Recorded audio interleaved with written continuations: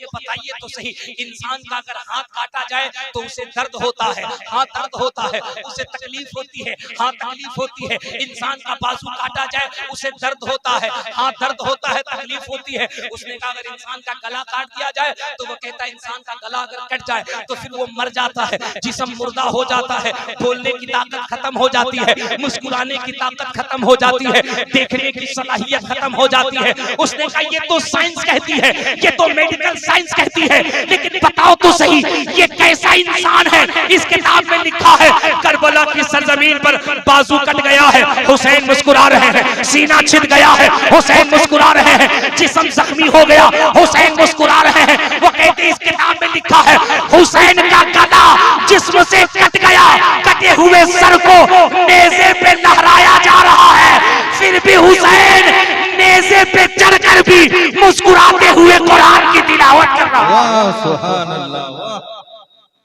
मुस्कुराते हुए कुरान की तिलावत कर रहा है।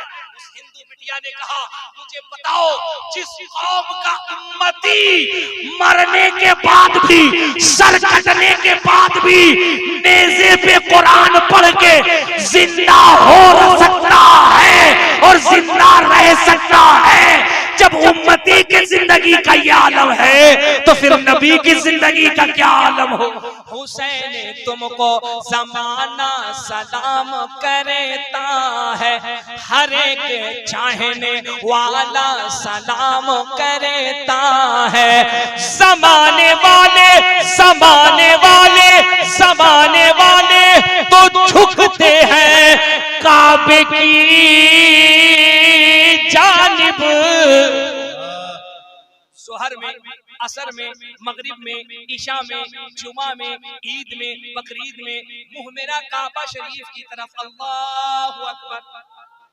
उस ज़माने वाले ज़माने वाले ज़माने वाले तो झुकते हैं काबे की जानिब, मेरे हुसैन को काबा सलाम करता है,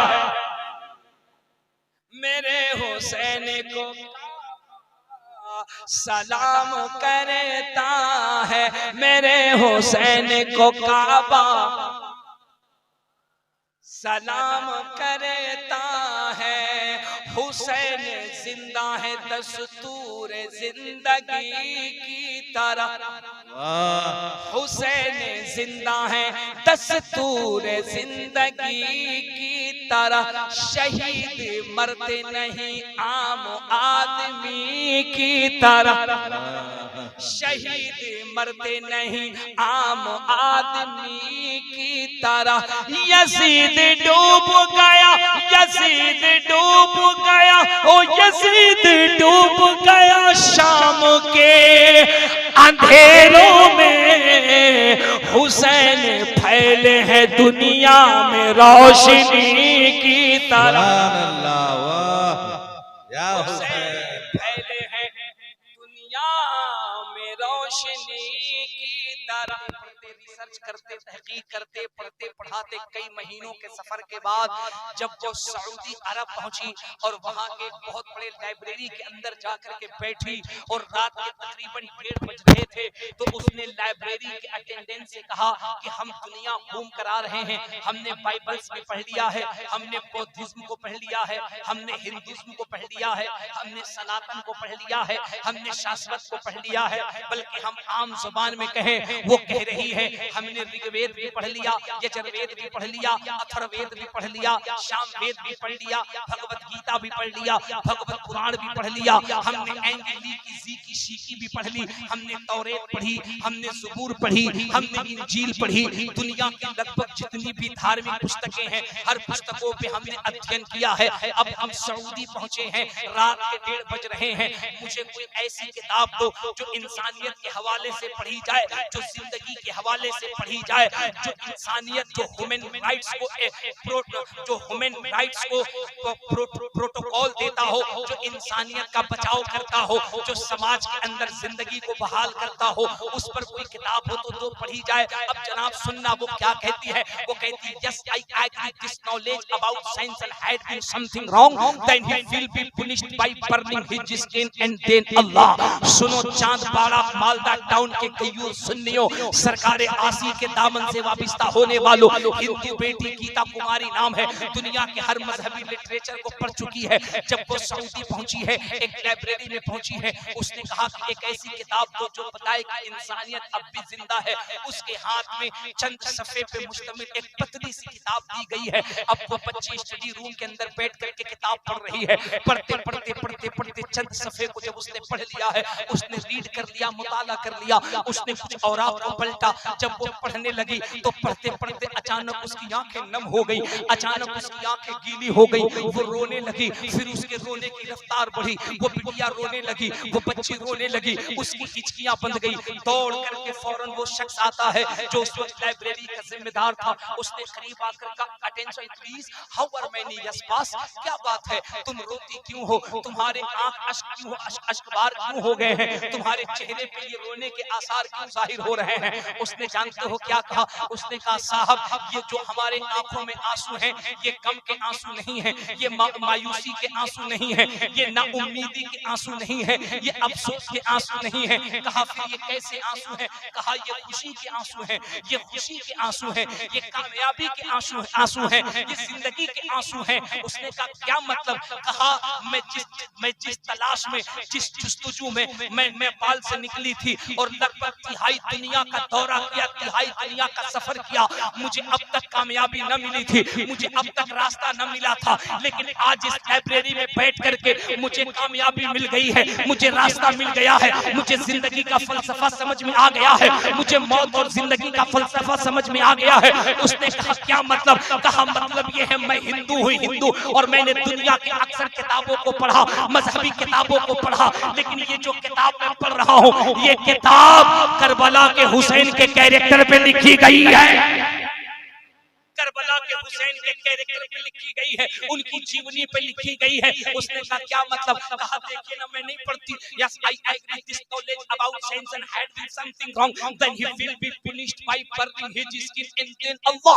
puts a new skin on him, covers him to make him know that the taste is painful again, that means the now many years ago that recent of pain sensation। वो कहती है बताइए तो सही, इंसान का अगर हाथ काटा जाए तो उसे दर्द होता है, हाथ दर्द होता है, उसे तकलीफ होती है, हाँ तकलीफ होती है। इंसान का बाजू काटा जाए उसे दर्द होता है, हाँ दर्द होता है, तकलीफ होती है। उसने कहा अगर इंसान का गला काट दिया जाए तो वो कहता है इंसान का गला अगर कट जाए तो फिर वो मर जाता है, जिस्म मुर्दा हो जाता है, बोलने की ताकत खत्म हो जाती है, मुस्कुराने की ताकत खत्म हो जाती है, देखने की सलाहियत खत्म हो जाती है। उसने कहा ये तो साइंस कहती है, ये तो मेडिकल साइंस कहती है, लेकिन बताओ तो सही ये कैसा इंसान है। इस किताब में लिखा है करबला की सरजमीन पर बाजू कट गया है, हुसैन मुस्कुरा रहे हैं, सीना छिद गया है, हुसैन मुस्कुरा रहे हैं, जिस्म जख्मी हो गया, हुसैन मुस्कुरा रहे हैं। वो कहते इस किताब में लिखा है हुसैन का गला जिस्म से कट गया,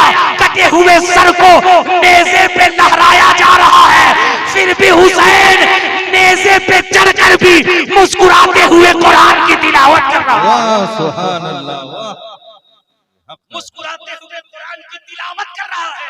उस हिंदू बिटिया ने कहा मुझे बताओ जिस कौम का उम्मती मरने के बाद भी, सर कटने के बाद भी नेज़े पे कुरान पढ़ के जिंदा हो सकता है और जिंदा रह सकता है, जब उम्मती की जिंदगी का ये आलम है तो फिर नबी की जिंदगी का क्या आलम हो। मेरे हुसैन की इस करामत को देखकर उस बच्ची ने मेरे मुस्तफा का कलमा पढ़ा और इस्लाम के अंदर दाखिल हुई। ये इस्लाम। अगर आपकी इजाजत हो तो एक शेर पढ़ना चाहता हूँ, इजाजत है? हाथ उठा करके लब्बैक या रसूल अल्लाह, लब्बैक या रसूल, बुलंद आवाज से लब्बैक या हुसैन, लब्बैक या हुसैन। इतनी आवाज। मैंने कहा ना कि इससे ज्यादा जब चाहूं मैं जनकपुर के पंडित जी सैया हुसैन कहलवा लेता हूं। अल्हम्दुलिल्लाह मैं जब चाहूं इससे ज्यादा मैं मथुरा के महाराज जी सैया हुसैन कहलवा लेता हूं। अगर हुसैनियों के दरमियान बैठा हूं तो जरा सा अपने ऊपर आसवी रंग चढ़ाओ, कादरी चिश्ती रंग चढ़ाओ और भूल जाओ कि हम चांद पाड़ा में बैठे हैं, बल्कि ये तसव्वुर करो कि इस वक्त हम करबला की सरजमीन पे बैठे हैं। और तसव्वुरात में गुंबदे हुसैन को याद करो, जरा हाथ उठा के कह दो या हुसैन, ऐसे नहीं या हुसैन, हाथ है तो लहरा कर या हुसैन, या हुसैन, या हुसैन, या हसन, या हसन, या हसन, या अली, या अली, या अली। अब सुनो मेरे हुसैन का सजदा कैसा सजदा है। हुसैन तुमको ज़माना सलाम करता है। जी आपकी शख्सियत को देख करके इस शेर का इंतखाब किया है। हुसैन तुमको ज़माना सलाम करता है, हुसैन तुमको ज़माना सलाम करता है, हर एक चाहने वाला सलाम करता है। अगला जो शेर आ रहा है ना, इसका इस्तेमाल करना मुझे उम्मीद है एक एक हुसैनी झूम जाएगा। हुसैन तुमको ज़माना सलाम करता है, हर एक चाहने वाला सलाम करता है। ज़माने वाले, ज़माने वाले, ज़माने वाले तो झुकते हैं काबे की जानिब। जोहर में, असर में, मगरिब में, ईशा में, जुमा में, ईद में, बकरीद में मुंह मेरा काबा शरीफ की तरफ। अल्लाहु अकबर। सही है ना? नवैतु अन उसल्ली लिल्लाहि तआला रकाति सलातिल फज्र फरदल्लाहि तआला मुतवज्जिहन इला जीहतिल काबति शरीफति। अल्लाहु अकबर। मुंह मेरा काबा शरीफ की तरफ। जोहर में, असर में, मगरिब में, ईशा में। उस ज़माने वाले, ज़माने वाले, ज़माने वाले तो झुकते हैं काबे की जानिब। मेरे हुसैन को काबा सलाम करता है, मेरे हुसैन को सलाम करता है, मेरे हुसैन को काबा सलाम करता है। हुसैन जिंदा है दस्तूर जिंदगी की तरह, हुसैन जिंदा है दस्तूर जिंदगी की तरह। शहीद मरते नहीं आम आदमी की तरह, शहीद मरते नहीं आम आदमी की तरह। यजीद डूब गया, यजीद डूब गया, ओ यजीद डूब गया शाम के अंधेरों में। हुसैन फैले हैं दुनिया में रोशनी की तरह। हुसैन फैले हैं दुनिया में रोशनी की तरह। आज उसी हुसैन की जिंदगी का पैगाम हुजूर सरकारे शकील मिल्लत दे रहे हैं और वो दुनिया वालों को बता रहे हैं अब भी वक्त है, पलट कर हुसैन के नाना की बारगाह में आ जाओ। दुनिया वालों अब भी वक्त है, पलटो और पलट करके हुसैन के नाना की बारगाह में आ जाओ। आज ले उनकी पनाह, आज मदद मांग उनसे, फिर न मानेंगे कयामत में अगर मान गए। शकील मिल्लत यही तो तालीम दे रहे हैं। मैंने जब हजरत की जिंदगी पे स्टडी की, मुताला किया तो पता चला हजरत जब बंगाल तशरीफ लाए, मामूली बात है अपनी शख्सियत को मनवाना। मामूली बात है कि अपनी शख्सियत पे कायम रहना। हमने बड़ों बड़ों को देखा है, हालात के पेशे नजर उनके कदम लड़खड़ा गए, उनके कदम डगमगा गए, लेकिन सलाम है कि आपने हुजूर रईसुल कलम और हुजूर सरकार आसिफिया के मिशन को और उनकी फिक्र को जिस इस्तिकामत के साथ आपने इस पूरे इलाके के अंदर, बल्कि अगर ये कहूं तो बेजा न होगा कि पूरे हिंदुस्तान की सरजमीन पर जिस बेबाकी से आपने इस मिशन को आम किया है, आज सरकार आसी की रूह भी आप पे नाज कर रही है और सरकार रईसुल कलम की रूह आप पे भी नाज कर रही है। बहुत मुश्किल होता है ऐशो इशरत को अलविदा कह करके पथरीली जमीन पे नंगे कदम चल करके, पथरीली जमीन पे जिंदगी में जद्दोजहद करके मसलके आला हजरत का काम करना बहुत मुश्किल होता है। लेकिन उस मिशन को आपने अल्हम्दुलिल्लाह सादगी, हुस्न इखलाक, ये मैं कहने का हक रखता हूँ क्योंकि ये मेरे घर की बात है और मेरे घर की बात है तो मैं डंके की चोट पे कहूंगा। क्या बात है भाई, किसी के घर के अंदर अगर कोई बच्चा एसएचओ हो जाए तो पूरे इलाके के अंदर सीना चौड़ा करके चलता है, मेरा पोता एसएचओ है, मेरा नवासा एसपी है, मेरा बेटा दारोगा है। अरे दारोगा एसपी बन जाए तो पूरे खानदान को देखिए फूले नहीं समाता है। मेरे खानदान के अंदर, मेरे घर के अंदर, मेरे खानवादे के अंदर अगर इतना बड़ा मर्द मुजाहिद पैदा हुआ है तो क्या हम अपनी किस्मत पे नाज ना करें? हम तो डंके की चोट पे कहते हैं और हुजूर हमें कहने का हक है, हम दुनिया को बताएंगे वादी रजा की कोहे हिमाला रजा का, जिस संत देखिए वो इलाका रजा का। मसलके आला हजरत पे काम कैसे किया जाता है और मिशन आला हजरत को कैसे दुनिया में फैलाया जाता है, तो गैरों के दरमियान भी आला हजरत के इश्क का झंडा कैसे लहराया जाता है, ये हुजूर शकील मिल्लत से पूछा जा रहा है। बहुत बड़ी बात। अल्लाह आपकी इस इल्म को, इस जज्बे को, इस फिक्र को सलामत रखे। सादगी क्या कहने, छोटों पर कैसे शफकत करनी है, बड़ों से कैसे बात करनी है, मुरीदीन को कैसे तरबियत देनी है। पता है दाने से पता किया जाता है, चावल के चंद दानों से पता किया जाता है देग में खाना बना कि नहीं बना। जब मैं सूफी इमरान आसमी साहब से मिला, पहली मुलाकात है मेरी, वल्लाह पहली मुलाकात और चंद घंटों की गुफ्तगू के बाद मैं इस बात को मुस्तफा करीम के मिंबर शरीफ पे जिम्मेदारी से कह सकता हूँ कि जिस पीर का मुरीद अगर उलमा का अदबदार है, अदब नवाज है, तो समझ लो कि वो पीर अपने नफ्स के लिए काम नहीं कर रहा है बल्कि अल्लाह की रजा के लिए काम कर रहा है।